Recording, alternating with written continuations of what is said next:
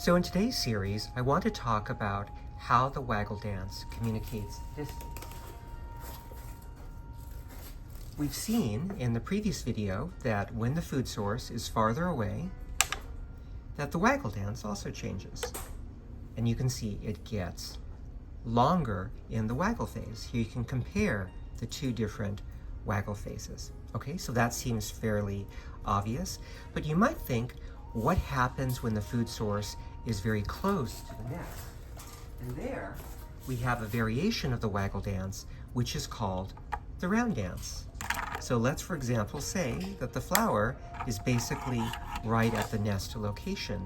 The bee is doing this circular dance that does not communicate the location or the distance of the food source.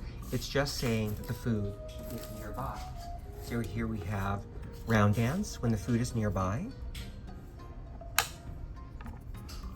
Waggle dance when the food is some distance away. And then when it gets even further away, you have the fully formed, longer waggle dance. Now, one interesting question, as you'll see in this video, is that the waggle dance is not actually always perfectly pointed at the food location. So for example, in this case, what would happen if we saw something like this? This is called a divergence angle. The waggle dance is pointing this way and it's pointing this way. What is a follower going to do? So we know that waggle dance followers actually average the divergence angles of these dances, and they will calculate the mean vector, and they might have to follow 7 to 10 or even 15 dances to calculate this. But obviously this is not very efficient, yet it is something that we do see in the waggle dance. Now, one question you might ask is, what is the possible reason for this? Why would a dancer do this kind of dance that shows different directions? So one hypothesis is called the tomb air hypothesis. So, as you know, flowers don't typically occur in just one location. In fact, they can be spread in patches throughout the environment. So if you do this kind of waggle dance for this kind of floral distribution, you might actually be spreading your recruits over a larger distance, which could be beneficial since now you're going to get food in different locations. You're allowing your bees to discover new food.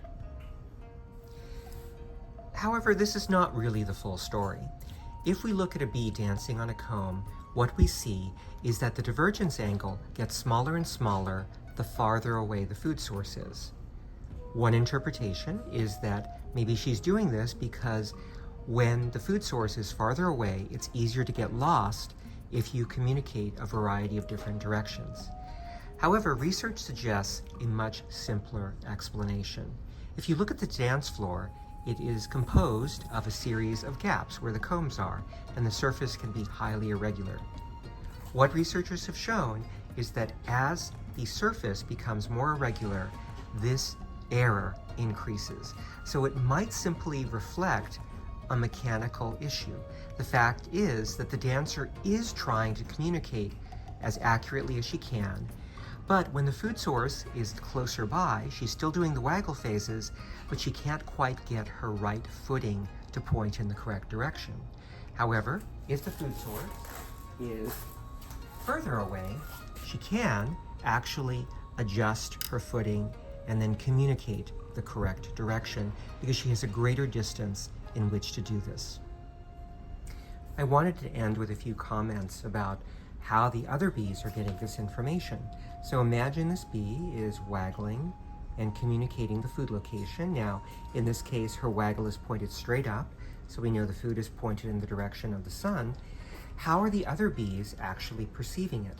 So there are follower bees that are following her as she's dancing, and they hold their antenna basically at a fixed angle relative to the body of the dancer.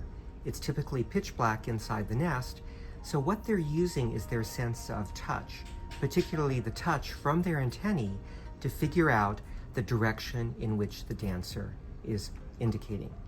And that's it for the waggle dance.